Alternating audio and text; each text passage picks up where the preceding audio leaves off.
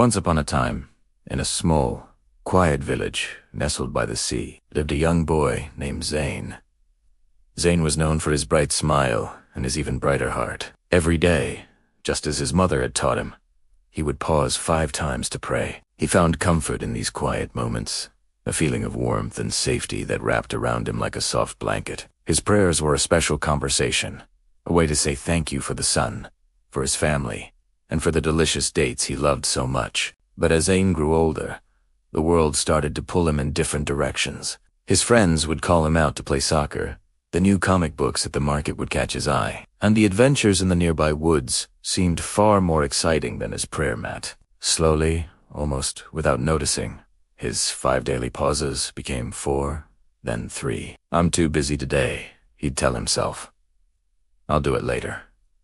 But later rarely came. One day, he might rush through a quick prayer in the morning, and the next, he might forget altogether. The soft blanket of warmth he used to feel began to feel thin and distant. His mother, with her gentle eyes, noticed the change. "Zane, my dear," she said one evening, "don't forget your prayers. They are your connection, your shield." Zane just nodded, his mind already on the game he was planning with his friends for the next day. "I know, Mom," he mumbled, but his heart wasn't in it. He thought, what's the harm? It's just a few missed prayers. I'm a good kid. Nothing bad will happen. He had started to believe that his safety came from being quick on his feet or clever with his words, not from those quiet moments of devotion. One beautiful, sun-drenched afternoon, Zane and his friends decided to explore the old, abandoned fort on the edge of the woods. It was a place of legends, full of winding corridors and dark, mysterious rooms. Everyone said it was thrilling, a true test of bravery. As the sun began to set, painting the sky in shades of orange and purple, his friends decided to head home. "It's getting late, Zane. Our parents will worry," one of them called out.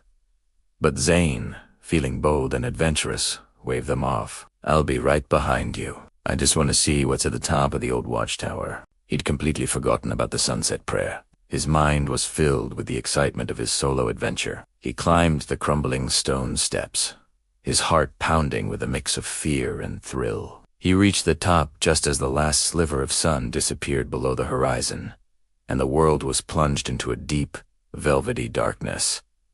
A sudden chill ran down his spine. The playful shadows of the day had transformed into looming, ominous shapes. The wind howled through the empty windows of the fort, sounding like strange whispers. Suddenly, he heard a creaking sound from below. His breath caught in his throat.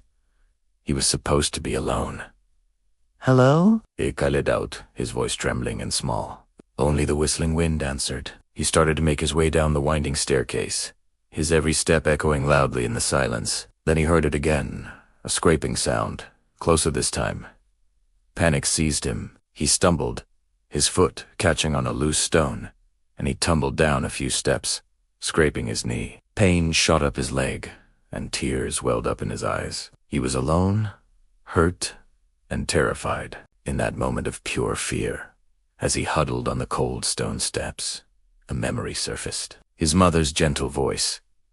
"Your prayers are your shield." He realized how long it had been since he had truly felt that shield around him. He had forgotten. He had been so busy with his games and adventures that he had forgotten the one who was the source of all safety and protection. Closing his eyes, right there on that dusty, dark staircase, Zane brought his hands together. He didn't have water to wash, and he wasn't facing the right direction. But from the bottom of his heart, he began to pray. He whispered the words he knew so well, words he hadn't spoken with true meaning in so long. He prayed for forgiveness for his forgetfulness. He prayed for safety. He prayed for help. As he prayed, a strange sense of calm washed over him. The howling wind seemed to quiet down, and the terrifying shadows seemed to retreat. The pounding in his chest slowed to a steady rhythm. He felt that old, familiar warmth return, wrapping around him like the softest blanket. It was a peace that no game or adventure could ever give him. When he opened his eyes, he saw a faint light flickering in the distance. He squinted. It was a lantern, and it was getting closer. Zayn? Zayn? Are you in there? It was his father's voice. Relief washed over him so powerfully that his knees felt weak. "Da! I'm here," he cried out, his voice filled with tears of joy. His father rushed to his side, his face etched with worry, but his eyes full of love. He helped Zayn up, tended to his scraped knee, and wrapped a warm arm around him. As they walked home together under the starry night sky, the lantern swinging between them, Zayn held his father's hand tightly. He didn't say much, but his heart was full. He had gone looking for an adventure in an old, empty fort, but he had found something far more important. He found his way back. He learned that true courage isn't about exploring dark places alone, and true safety doesn't come from being fast or clever. It comes from remembering Allah. From that day on, Zayn never missed a prayer. He understood that those 5 moments in his day were not an interruption. They were his anchor, his shield, his most important connection. And he knew, with a certainty that settled deep in his soul, that when you remember Allah, He truly, always remembers you. Thanks for watching, and don't forget to follow for more stories.